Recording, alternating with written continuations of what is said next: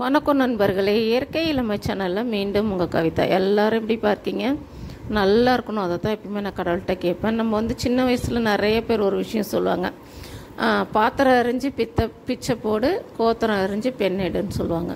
அந்த பாத்திரம் தான் பாயுது. இந்த பாத்திரத்தை தான் நம்ம இன்றைக்கி சமைக்க போகிறோம். இது பேர் எங்கள் ஊரில் பாத்திரம்னு சொல்லுவாங்க. உங்கள் ஊரில் என்ன சொல்லுவாங்கன்றதை நீங்கள் கேட்டு சொல்லுங்கள் எனக்கு. இதை சமைக்கிறது எப்பயுமே கனவா, நண்டு, இறால் அப்படி செய்கிறோம்ல, அதே டேஸ்ட்டு தான் இருக்கும். ஆனால் உடம்புக்கு ரொம்ப நல்லது.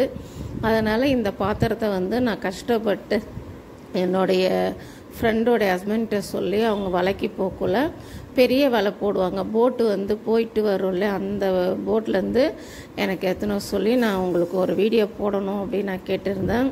இந்த பாத்திரத்தை வச்சுட்டு என்ன கேட்கலாம் உங்ககிட்ட, அம்மா தாயே ஏதாவது கொஞ்சம் இஞ்சி பூண்டு வெங்காயம் தக்காளி இருந்தால் போடுங்கப்பா, இதை சமைச்சிடலாம் அப்படின்னு நான் கேட்குறேன். ஆக்சுவலாக அந்த காலத்தில் இதில் தான்ப்பா நிறைய பேர் சாப்பாடு யாசகம் கேட்டு சாப்பிட்ருக்காங்க.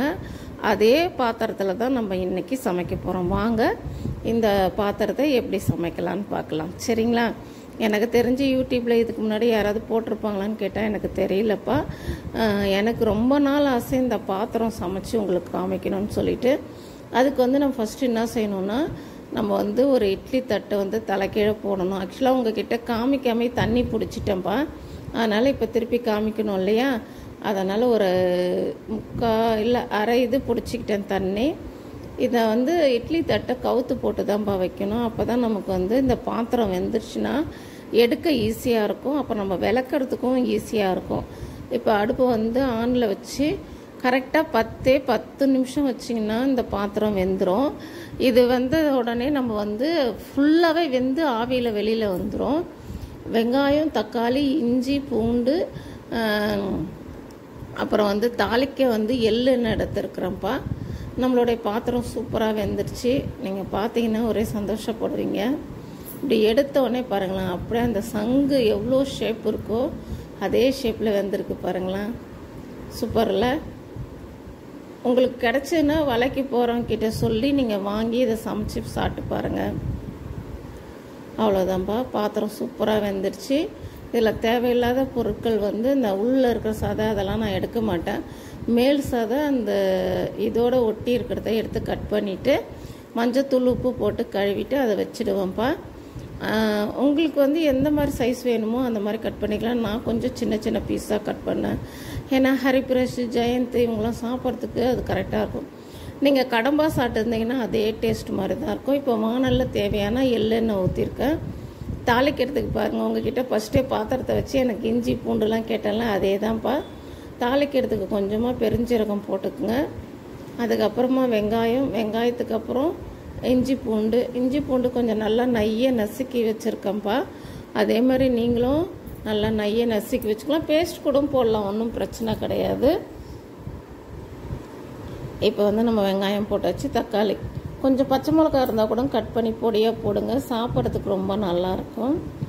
ஸோ இந்த இது தேங்காய் எண்ணெயிலையும் செய்யலாம், நல்லெண்ணெயிலையும் செய்யலாம், ரொம்ப நல்லாயிருக்கும். கல்லுப்பு போட்டுட்டேன் பாருங்கள். இது உப்பு கறிக்குமா இந்த கறின்னு கேட்டால் அப்படிலாம் கிடையாதுப்பா. நான் தான் சொல்லிட்டேன், கனவா, நண்டு, இறால் அந்த மாதிரி ஒரு இனத்தை சேர்ந்த மாதிரி தான் இருக்கும்.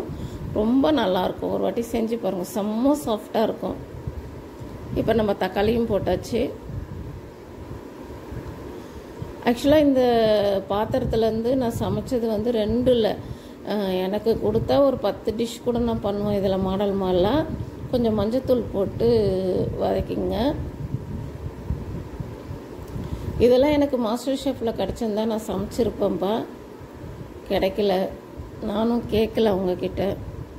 இப்போ நம்மளுடைய தனி மிளகாய்த்தூள், அதேமாதிரி நம்மளுடைய தனி மல்லித்தூள், அவ்வளோதான். மல்லித்தூள் போட்டாச்சா? இதில் உங்களுக்கு அந்த கறியோடைய வாசனை வரணுன்றதுக்கோசம் ஒரு 1/4 டீஸ்பூன் நான் கரம் மசாலா, நம்மளுடைய மசாலா போட்டுட்டேன்ப்பா. இப்போ நம்ம கறி வேக வச்சு கட் பண்ணியிருக்கோம்ல, அதுலேருந்து தேவையான அளவுக்கு எடுத்துட்டோம். இதுவே நிறையா வரும்ப்பா. கறி சமைக்கிறதுக்கும் நல்லாயிருக்கும், சாப்பிட்றதுக்கும் நல்லாயிருக்கும். இது நிறைய வெரைட்டிஸ் பண்ணலாம், விதவிதமாக பண்ணலாம், விதவிதமான டேஸ்ட்டோடு பண்ணலாம். எல்லாம் உருண்டு பிறண்டு வரும்போது ஒரு 1/4 டம்ளர் தண்ணி ஊற்றணும். ஏன்னா அந்த கிரேவி அந்த மசாலாவோட சேர்ந்து அந்த கறி மிக்ஸ் ஆகணும், பாத்திரத்தோடைய கறியெல்லாம் மிக்ஸ் ஆகணும்.